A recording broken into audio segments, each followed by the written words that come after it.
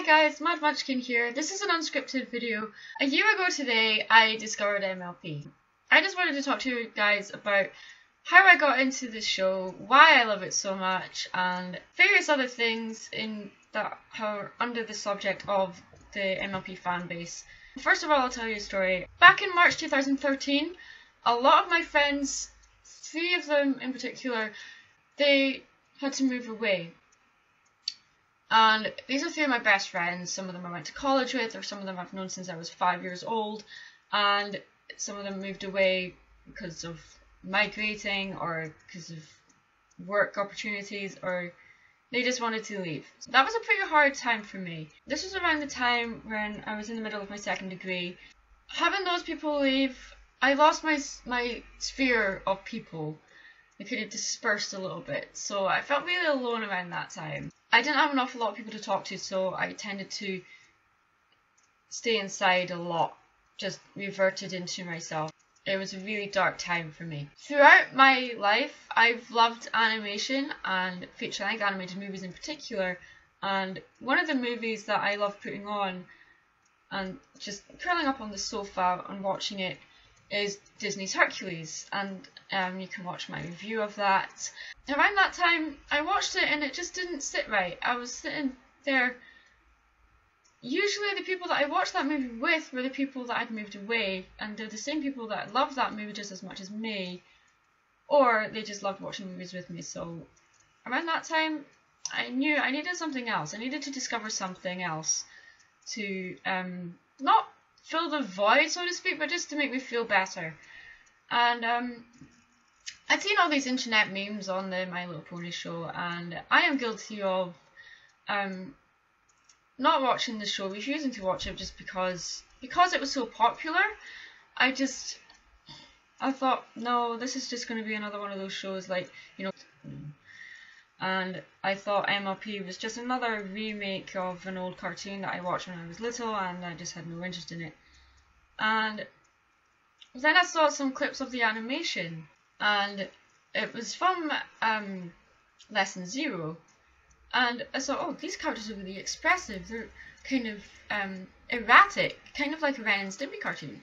So that kind of intrigued me. The animation's not so stiff like in most Flash animated cartoons. The animation was really fluid. The visuals were absolutely stunning, and it reminded me of the Disney film Sleeping Beauty in the style, which happens to be Lauren Faust's favourite animated movie. And I said in one of the very first review I did of the show that most of the similarities in the show are most prominent in the pilot. So the very first episode I decided to watch of MLP was A Canterlot Wedding. Those 2 episodes, you can watch them back to back, and it's like sitting down watching a feature-length animated movie. And those 2 episodes have a very Disney-esque structure to them. And it was like sitting down watching a feature-length animated musical. It reminded me so much of, you know, the Little Mermaid. I also loved it because of the it was so story-driven. There was character moments within it, but it was the story, the pacing of it was really impressive to me. I loved the show because it's visually impressive. The animation is pretty much flawless in my opinion. It felt very nostalgic to me. I mean, yes, of course that's because it's based on a show that is very nostalgic. It's from the 80s, but it was also because it hit the Disney-esque tones that tend to appeal to me within shows. I also liked it because, you know, My Little Pony, you automatically think most of the generations before, all the characters are girls, or if there are guy characters in it, they're very bland, and they're more serving as a plot device. Although that does happen in this show, obviously, especially in the episode I'm talking about. There are male characters in the show that are very prominent in the main narrative, and they're not just there as a plot device most of the time. And it was at the end of the show when the song Love Is in Bloom came on, and I was sitting watching it, and I found myself welling up at this song. I was sitting there thinking, I'm watching a show about candy-coloured ponies getting married, singing a song, and I'm sitting here with tears going down my cheeks. Why? I did not understand. So I obviously had some sort of connection within it, but I was not aware of why. So I decided to go back to the beginning of the show and start from there. Obviously with the Canterlot Wedding, the characters are not re-established, so I didn't really know the characters very well yet. So I went back to the beginning to get to know the characters. And then it dawned on me that I loved the show because it is so character driven. And each and every single character within the show is unique and individual. Not just in a visual way or in an aesthetic way, but every single personality is different. Every single character has different interests. And none of these characters ridicule another character for what they like or what they don't like. They say their opinion. They say they clearly aren't into what the other characters are into, but they never ridicule the other character for it. Ever. Or if they do, it's in a joking way. It's in a loving way. That really appealed to me. With a show dealing with individuality and being able to express that without feeling ashamed. It was just a wonderful show to watch. Although there was conflict within the show, none of the conflict resorted to violence, or there was some fantasy violence, perhaps you could argue. It showed that conflict can be solved without resorting to violence or resorting to bullying. There was other connections in there as well. And when I discovered that John Delancey voiced one of the villains in the show, Discord, that was it. I was totally hooked. I grew up loving Star Trek. I was a Trekkie. I'm not so much now, but it's a very big part of my childhood, Star Trek. So when I heard his voice coming out of this character on the show, I was like, oh my god, it's Q! So that was me sold. That was it. And then I started seeing all the similarities between the two characters, Q and Discord. That was another thing for me to latch on to, was that, oh, John Delancey is in this show, that is bloody awesome. So, quite often with shows I like, usually it's because there's an actor in it doing a voice, and the actor was on something else that I loved, and that was the connection that I made with it. That was a major connection for me for MLP. And then later on I discovered that some of the characters within it I could relate to, because, especially Pinkie Pie in particular, in amongst my group of friends, okay, possibly not to the level that Pinkie Pie is at, obviously, but in amongst my friends, I'm called the crazy one. I'm the bouncy, crazy, hyperactive one. So I completely related to Pinkie Pie in this show, and I keep looking at the cuddly version of her up there on my bookcase. It was so funny because there was one day I showed a clip of when she's singing the song about cupcakes to a friend, and she said, yeah, you're right, that's totally you. You sing little songs when you do things and stuff. And so that was hilarious. And then, but there are other times, I'm a bit of a bookworm, as you can see behind me. That's not even all my books either. I've got more books this is my study. And I've got more books in my bedroom. And so, seeing Twilight with how she geeks out about when she gets new books and stuff, that was totally me.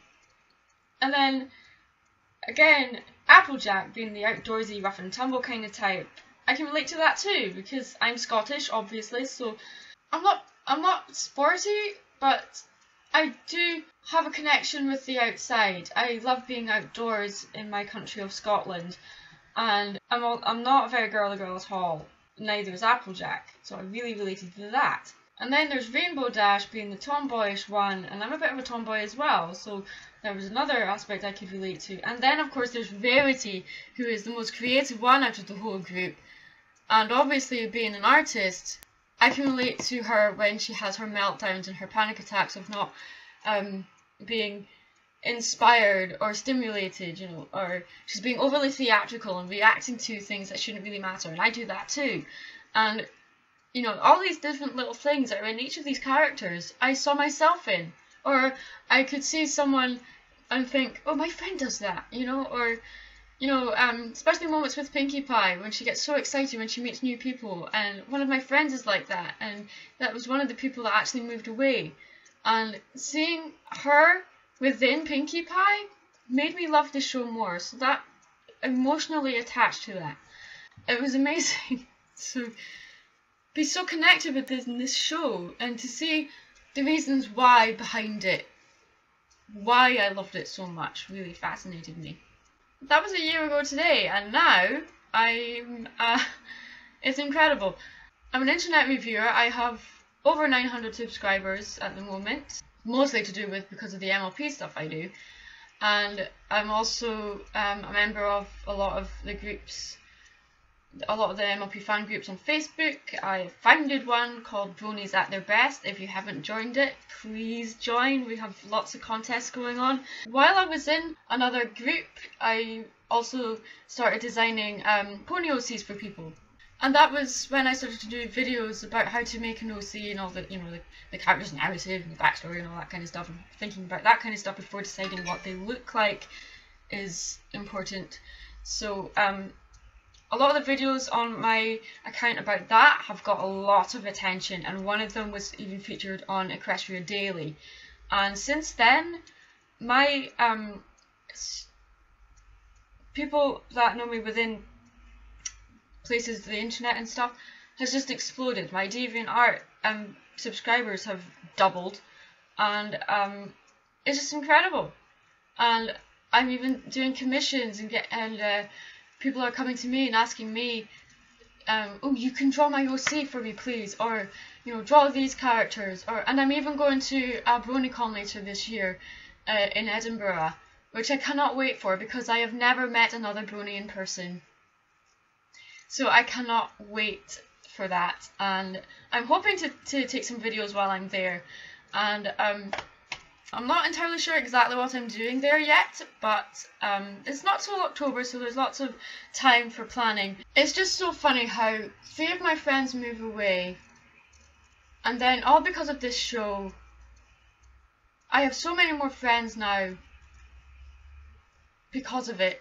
It's amazing, and I just want to say thank you guys so much for taking the time out and watching my silly little videos of me geeking out about stuff, because I started making these videos because I felt like I didn't have anyone to talk to, and now I'm getting all of this attention and it's just overwhelming, and I just want to say I love you guys, and this year has just been the best, and I can't wait to see what the rest of the year brings. So thanks for watching, guys. I'm Mad Munchkin. Stay creative. Bye.